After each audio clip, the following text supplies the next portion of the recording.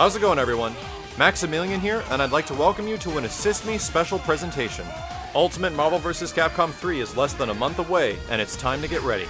There's going to be a lot of changes in Ultimate compared to the original Marvel vs. Capcom 3, so here's a quick video to cover all of those changes so you can be prepared on November 15th.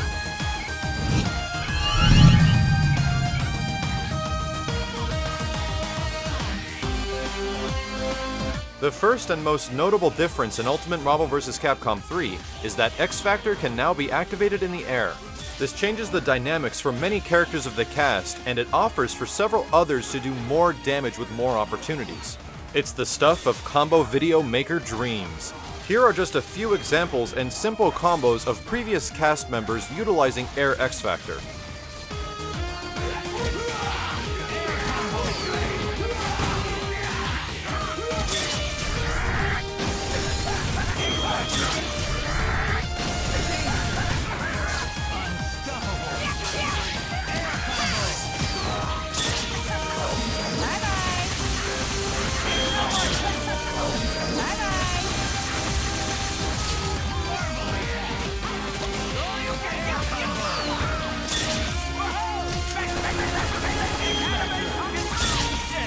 But with this new ability comes several adjustments that'll be taking place to balance out X Factor.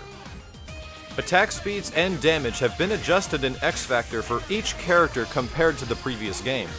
The damage reduction minimum in X Factor was decreased from 50% in Marvel vs. Capcom 3 to now 35% in Ultimate. Hyper combos now performed during X Factor are also going to be subject to damage scaling. Here's a few combos you might have seen in the original Marvel vs. Capcom 3, put together with the new X Factor against Wesker, who has nearly or around 900,000 health.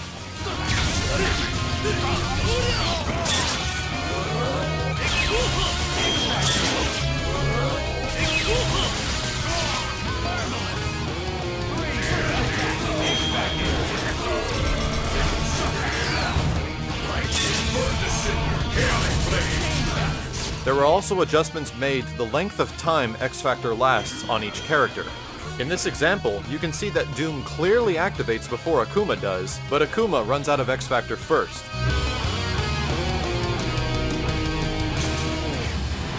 Team aerial combos also went through some heavy revisions.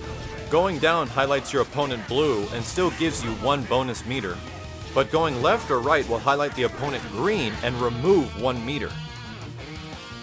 Going up highlights the opponent red, but adds no additional meter and is only meant for damage. These colors were added to give the opponent a better chance to counter the team aerial combos.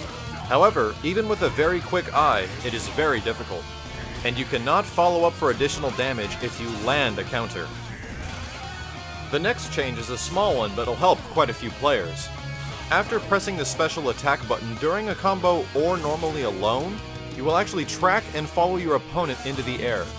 This is a little different from previous games, as after you pressed special, you would press up to super jump and it would super jump automatically. But if you're not happy with this change, you can actually disable it in the options. The next change is in regards to snapbacks. Snapbacks now seem to come out a tiny bit slower, and if you contact with an assist, that assist and the other assist will be unusable for a small period of time. The next one is a pretty big change and is going to have a lot of people playing differently with certain characters. For anyone that can air dash in Marvel vs. Capcom 3, you are now unable to block while air dashing. In the previous game, if you were stuck in a situation where you were air dashing and you knew you were going to get hit, you can press up and back to immediately block out of your air dash. However, this feature is now gone. You're going to have to commit to your air dashes, and if you want to find a way out of them, you can either use a hyper or a special, but there's no blocking. For some members of the cast that have slower air dashes, you're going to have to be very careful. Gaining meter also took a pretty small hit in the changes department.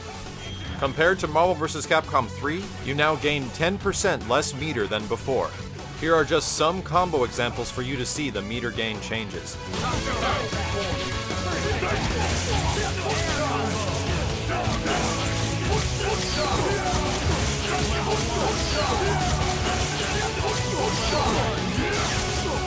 Assists were also changed in the amount of HITSTUN they distribute.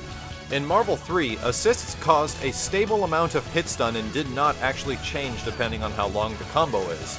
However, in Ultimate, assists will also be subject to hit stun deterioration while doing combos. This will mean that certain assists will not juggle opponents the way you remember. Here's a few examples of Wolverine and Akuma best friend forever combos that now work much differently.